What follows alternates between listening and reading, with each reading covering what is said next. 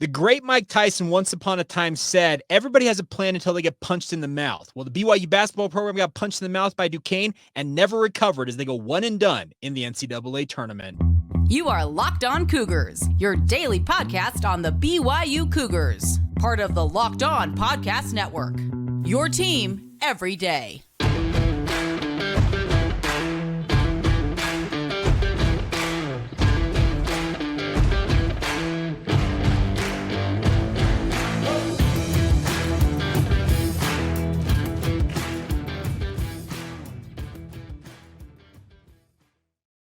What's up, everybody? I'm Jake Hatch, your host here on Locked On Cougars, your resident BYU insider. Thank you for making Locked On Cougars your first listen of the day. Appreciate all of you who are everydayers right here on the Locked On Podcast Network. The motto is your team every day, and as such, this is your original daily podcast focused on all things BYU sports. And today's episode is brought to you by our friends over at Nissan. Either the kind of driver likes to push things just a little bit further, ever wonder what the next adventure could be right around the next corner, take the Nissan Rogue, Nissan Pathfinder, or Nissan Armada, and go find your next big adventure. Check them out all today at nissanusa.com. All right, let's dive right in. And folks, that was brutal. I'm not going to mince words about it. Absolutely brutal. BYU loses 71-67 in the first round of the NCAA tournament. They flame out after a season that featured a ton of breakthroughs. Frankly, a great debut overall in the Big 12 Conference, but it ends in disappointing fashion for the BYU basketball program as they get upset in March Madness.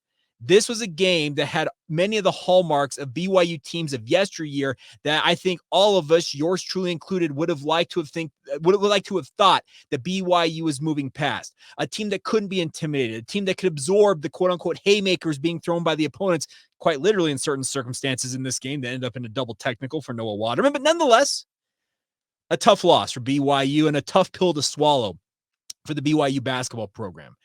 The biggest thing I take away from this game is, as I said in the open, BYU took some punches early on in this game, and frankly, it was 6 minutes and 30 some odd seconds of the first half without a made field goal from the field, and then the start of the second half where they essentially spent the first 4 minutes floundering as well, allowing Duquesne to build up pretty good leads in both of those circumstances. Wasn't it like 10 points in the first half, if I recall correctly? I know it was 14 points in the second half, and BYU battled back from both of those deficits, but they were too far behind. They were too intimidated by the physical style that Duquesne brought to the table, and they were unable to get over the top despite Jaxson Robinson showing up in absolute splendor. What an incredible showing by that young man. I will absolutely give a tip of the cap to him on the biggest stage in probably the biggest game of his life to date. He showed up.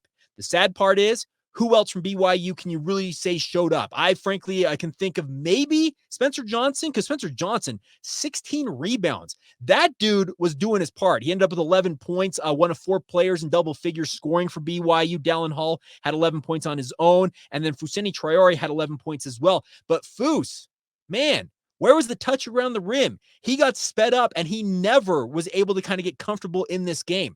Remember, I talked about this in the lead up to this game. We had Tim Benz on our radio show on the KSL Sports Zone on DJ and PK, and he talked about the fact that BYU's size on the interior was a concern for Duquesne. Can anybody tell me what BYU's quote-unquote size advantage in this game, what it yielded for the Cougars? Well, it got 11 points from Foussenyi Traore, 4 rebounds, 1 steal, 1 block, and then let's check Khalifa's stat line. 0 points, 2 rebounds, 1 assist, 1 block. They didn't get anything, frankly, that they would have expected, honestly, from a game like this.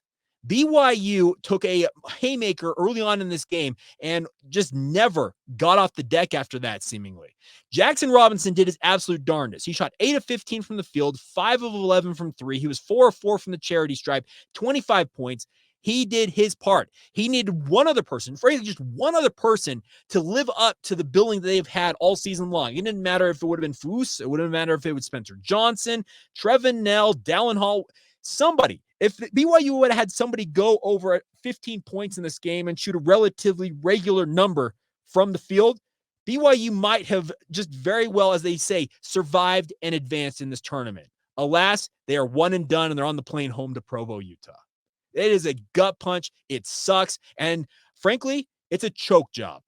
This is a BYU team that many of you, trust me, many of you said that they should have been seeded the 5 seed. And I saw it on social media after this game. We should have been getting that rightful 5. We should have been playing in Salt Lake City. What does it matter where BYU plays this game? Whether they play any opponent, the game plan is out on BYU. Go out there, get super physical with them. They're front runners. They'll cower away from that, and they will not be able to respond in kind.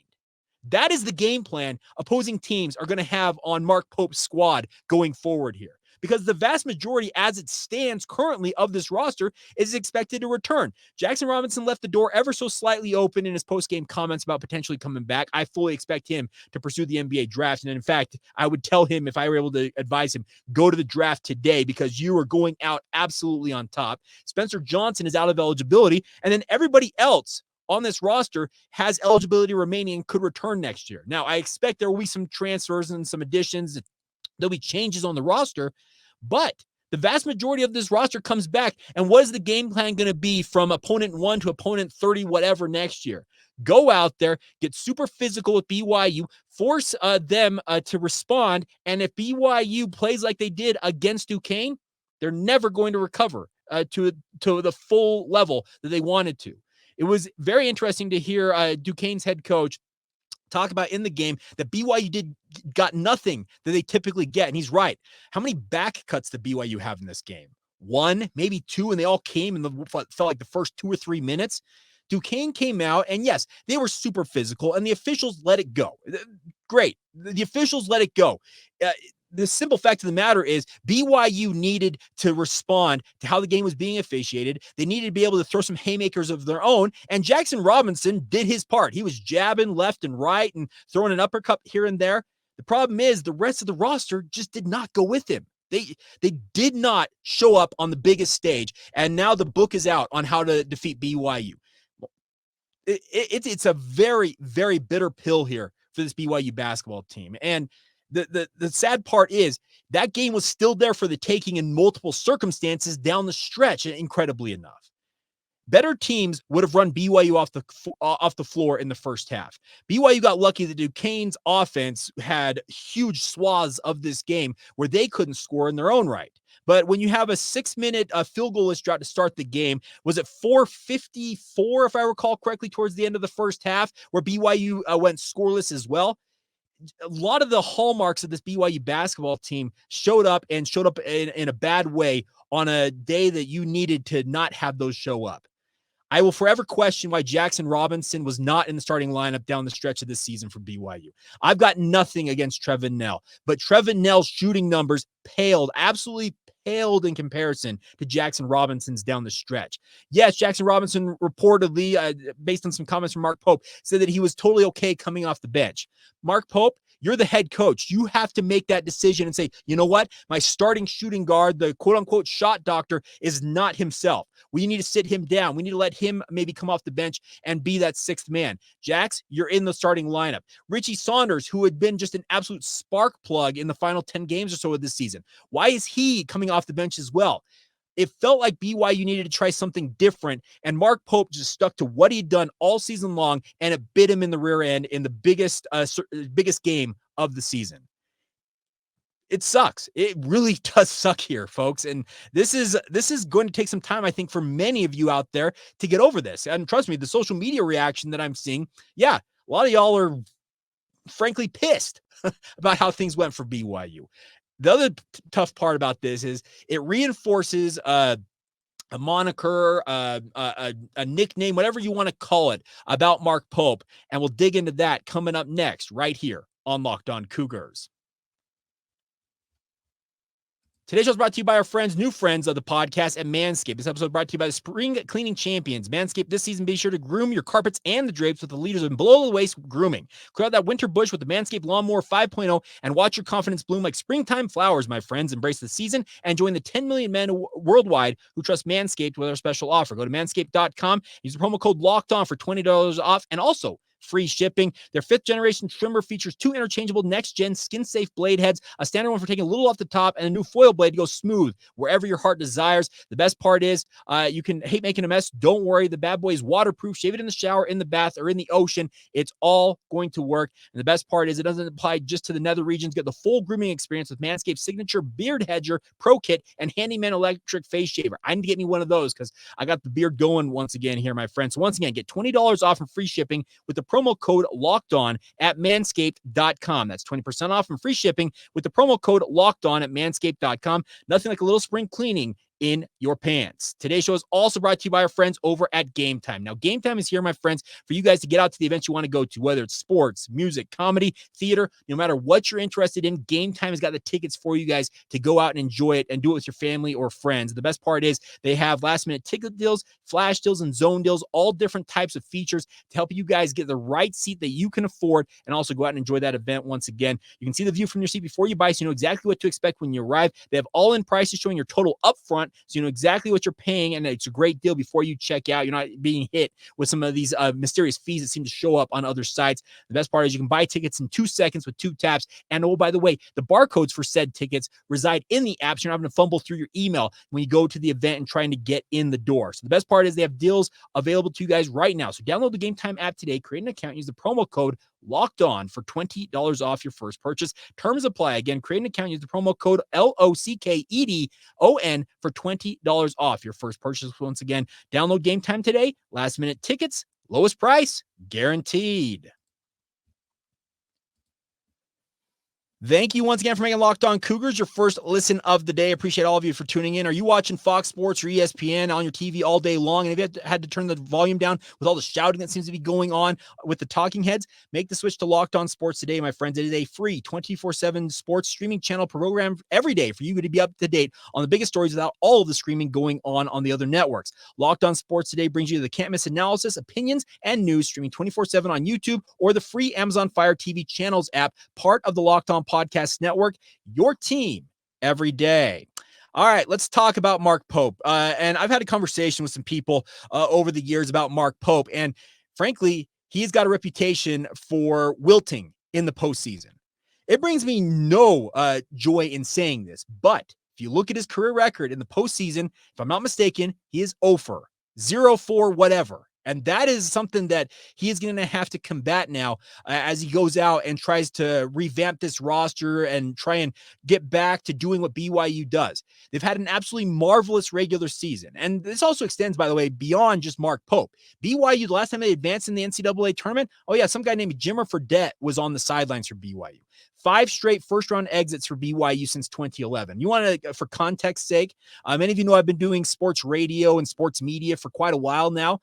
The last time BYU advanced in the NCAA tournament, I was in my very first year doing radio. I was an intern for Greg Wrubell back in 2011. It has been a hot minute. In that time, I have gotten married. I have 3 children. I have changed jobs 2 times in that. It's crazy to consider how long it's been and just how tough it has been to watch BYU flame out time after time after time. But Mark Pope is the head coach here for BYU, and once again comes up short in the postseason. That is something that is it's not necessarily bandied about, but it's something that's absolutely discussed in coaching circles. And you can guarantee that other coaches are going to use it against Mark Pope when it comes to recruiting athletes that BYU is chasing. They're going to say, yeah, you can go there and have a good regular season, but once again, BYU comes up short in the postseason. You want to come play for us? We actually advance in the big dance. That's going to be something that BYU is going to have to counter here. The other thing about this is Mark Pope was getting all kinds of hype about potentially being in the mix for jobs like Washington, Louisville, etc. Could he still be in the mix for those jobs? Yes, he could, but another first-round exit, that does not help his resume. In fact, I think it downright harms his resume of what his potential future might be. Now, that is good for BYU to keep their guy in Provo potentially, obviously, because Pope's done a fairly good job, all things considered, at BYU, revamping this roster and sticking with a lot of guys going into the season. Would have been very easy to jettison it as they went into the Big 12. But the postseason, as I've talked about often over the past week or so on this podcast, is where the legends are made. It's where you make your hay. It's where you are considered to be an also-ran or an all-timer. The sad part is this BYU team, they're going to kind of go over in that heap over there of teams that have been very, very good in the regular season, maybe even good in the conference tournament, and then one and done in the NCAA tournament.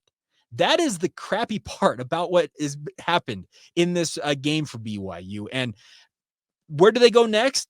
TBD. It's going to be up to Mark Pope to revamp things. Does he look for the next step off of the bus, as it were, to find his next job? Maybe he does. Maybe he decides, maybe I've dragged BYU as far as I can go. I need to go try something different. I would hope that he sticks around and gives it another run with BYU. But as the coaching carousel gets spinning here, you're going to hear more and more of Mark Pope's name, because BYU is considered to be a very, very hard job to succeed in. It just is. You think about it, the academics, the honor code restrictions, the perception that they don't have necessarily the NIL deal. Jerome Tang didn't help that at all by saying, no, this came down. Remember the whole Quez Glover situation, him saying, well, this was a miscommunication. BYU should know better. They should be more upfront on their NIL stuff. Folks, perceptions are realities, and that's a tough thing that BYU's gonna have to battle after this first round exit. Mark Pope's got to wear the fact that he remains winless in the postseason as a head coach. It's nothing that anybody wants to have on their resume, but the record speaks for itself. And that is something that is going to have to be rectified. Is he going to be able to get over the hump next year? Who knows? Because the transfer portal is already open, and BYU will be hitting that, I'm sure, tomorrow. They'll start looking at guys who've already entered the portal. BYU players, by the way, are now eligible to hop in the portal if they so desire. And I would imagine that you're probably going to see one or two guys at minimum. I can think of maybe a Tiki Aliatiki, Trey Stewart, etc., considering their options and deciding, you know what, maybe I'm better suited to look elsewhere to find more playing time. That's going to change the roster as well. You also are going to add new guys coming into the roster. Collin, Chandler coming home off of a mission for the Church of Jesus Christ of Latter-day Saints. He was one of the more highly hyped and more recent just all-star high school basketball players to come out of the state of Utah. He comes into this program. Isaac Davis is coming down from Idaho, and he looks like an absolute wrecking machine as a forward. Are they going to be able to bolster BYU's lineup to get them over the top next year?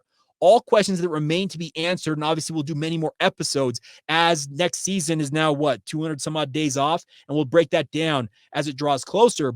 But today, it's a Paul. It's one of those things. You look at the resume for Mark Pope, and he is now going to have to wear the fact that once again his team failed in the postseason.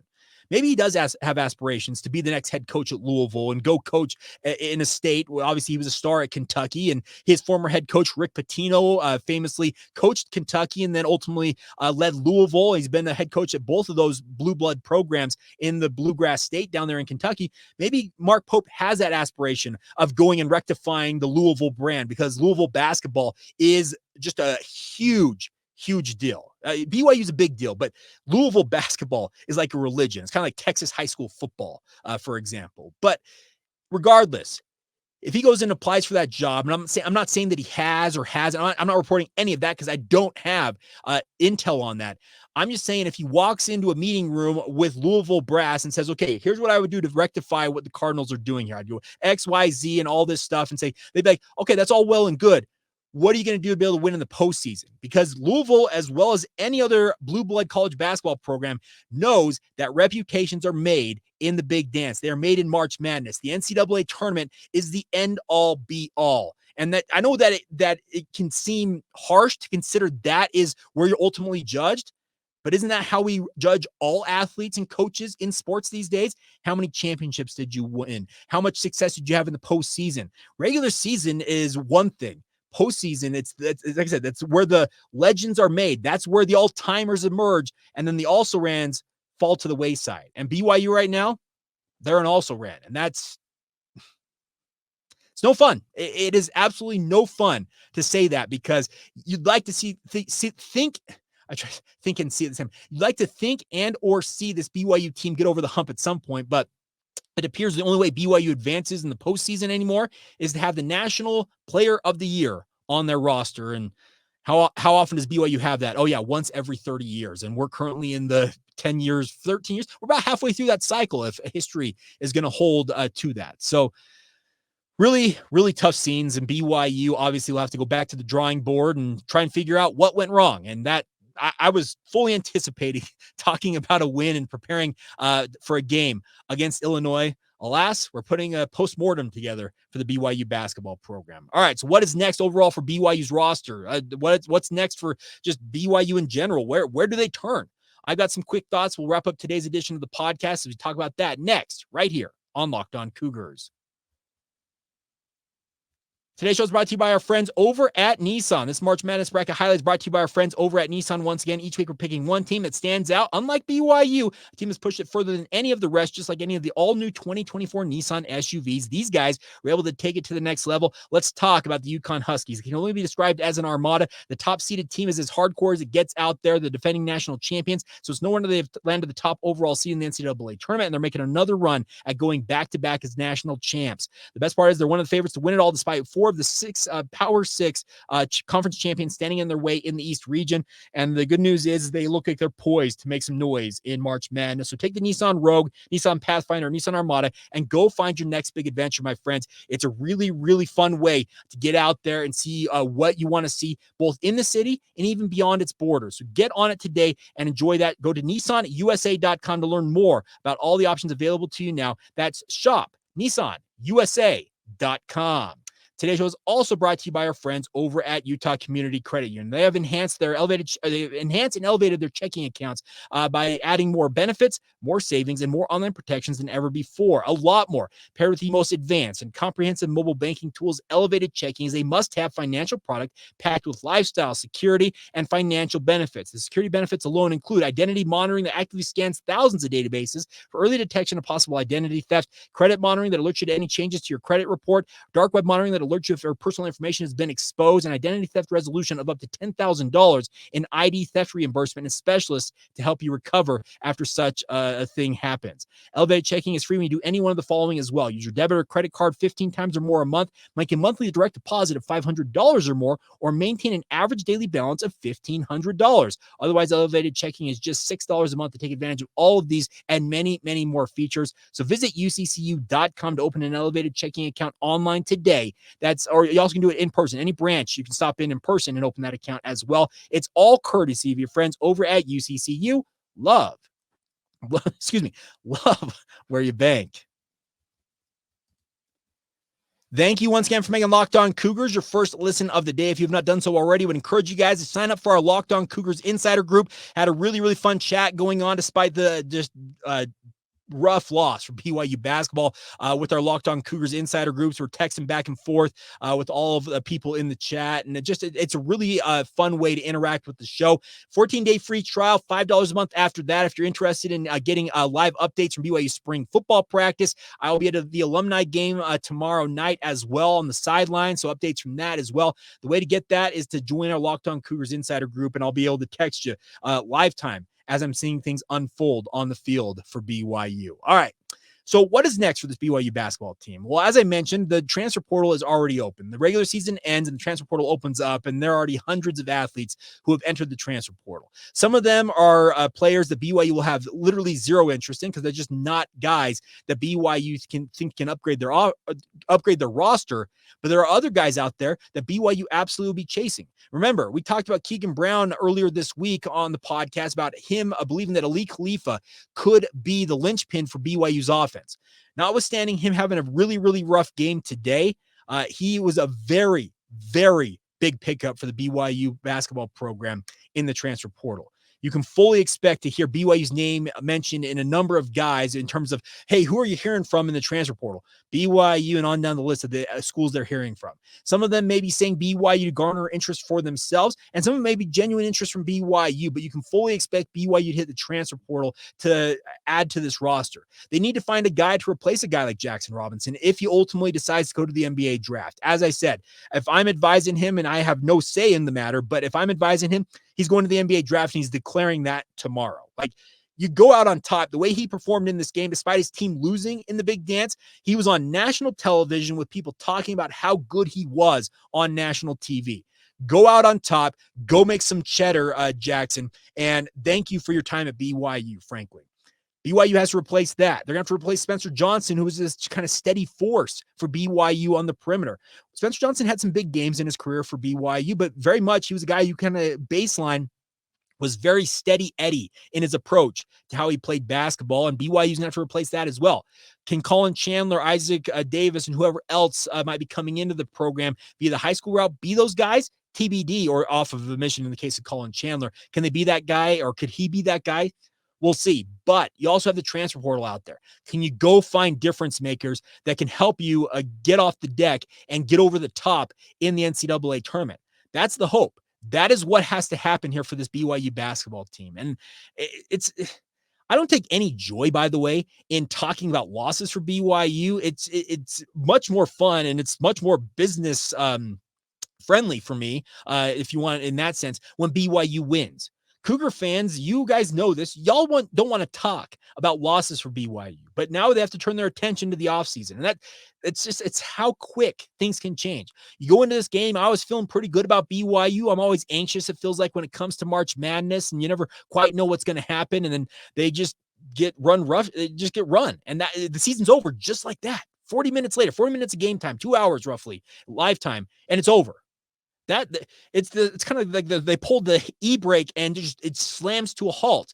And it's just a really, really tough thing to absorb. But now all they can do is go back to the drawing board and try and figure out what's next. So they're going to hit the transfer portal. They're going to hit the recruiting trail. They're obviously going to go back and do a deep dive on the analytics, I'm sure, from this season. What caused those slow starts for BYU in multiple games? Why in the world did they not consider making lineup changes with Jaxson Robinson in particular? Was he hell-bent on being a guy who's going to come off the bench? I would sincerely hope not. I would hope that he was a guy that was saying, Coach, if you need me in the starting lineup, I'm willing to do that. But the biggest thing now is it's all look back. Whereas it would have been fun to be able to be talking about a game on Saturday for BYU. And the best part is you're seeing guys like Brian Bennett from The Athletic saying, well, BYU doesn't play on Sunday and apparently also on Saturday. I think it was the same joke came out from Barstool Sports. You know what? That's what happens when you get upset in the NCAA tournament. You turn it into the butt end of jokes, and that's never fun. It is never a fun situation to be in. So, tough pill to swallow for BYU. Now they have to, like I said, look back, evaluate things, take the good with the bad, evaluate it all, and formulate a game plan of how you're going to approach the transfer portal. What athletes do you need? You need to find a replacement, a like for Jaxson Robinson. Maybe you want to find a guy who is going to be just that out-and-out scorer for BYU. One thing that I believe BYU absolutely needs, and I'll probably finish on this here, is that they need more size on the interior and more shot blocking ability. They need a true deterrent at the rim. It's nothing against Ali Khalifa. It's nothing against Foussenyi Traore, even a Tiki Ali Atiki. It's nothing against those guys. But how many athletes do you think in the college basketball realm are scared when they see any one of those guys out there and think, I'm not going to the rim because of that? BYU needs legit height and shot blocking ability to defend the rim in their defensive scheme. They did a really good job masking a lot of their deficiencies on that side of things. And Ali Khalifa is a offensive wizard, and Foose has got really, really nice touch outside of this game against Duquesne for the most part with his back to the basket. But they just do not have the defensive presence or the size to match up, it feels like, adequately when they get into pressure-packed situations. So they've got to be able to find an option there. Can you go find a legit 6'11", 7-footer who, yeah, maybe you give up a little bit on the offensive end of the glass, but you get better on defense as a result of them being on the court. If you want an NBA type comparison, where's your Rudy Gobert? Any of you who know who Rudy Gobert is, plays for the Minnesota Timberwolves. He's a 3-time Defensive Player of the Year for the Utah Jazz before being traded. He is a defensive force. Does he offer a ton on the offensive end? No, not really. But teams are fearful of going into the paint when he's on the court. BYU doesn't have that right now. I believe that is absolutely something they need to target. More scoring is obviously a big issue, but the biggest thing I think is BYU's got a fairly good scoring punch coming back as this roster stands right now. Now, can you go out and find the pieces that shore up your defense and make you a better kind of whole team than you were this past year? Because the defense at times for BYU locked in, but too often you'd see lapses and lulls in that defense, and that's the concern you got to have for BYU is you just don't have a true rim protector to kind of be that backstop for BYU's defense. All right, I think I'm going to step off the soapbox now. I think I got a lot of my system. I'm going to be going to a BYU TV roundtable about the 40th anniversary of the 1984 National Championship team tonight, this Thursday night. I'll be at that. I'll also be at BYU media availability tomorrow for BYU football. Also at the alumni game as well. So give me a shout if you see me out there on the sidelines at the old Provo High campus football fields. We'll love to catch up with you guys. And here's the better days ahead for the BYU basketball team as they fall once again in the first round of the NCAA tournament. And yeah, that's a gut punch. That was a tough one to absorb, but now it's all looking towards the future, and we'll have plenty more coverage on basketball. And obviously BYU spring camp drawing to a close, just a week left in BYU spring camp for the football program. But don't worry, we'll continue to be here daily covering everything you got or everything you got/need for the BYU Cougars. So once again, a big thank you to all of you for your support of the podcast. I truly appreciate any and all interaction, positive, negative, or anywhere in between. Y'all are the best. You are the truest of the true fans out there, and I cannot thank you guys enough for the support. So once again, thank you for making Locked On Cougars your first listen of the day. Thank you for making it an everyday part of your life, being everydayers, as you like to call you guys, right here on the Locked On Podcast Network. And until next time, this has been the Locked On Cougars podcast.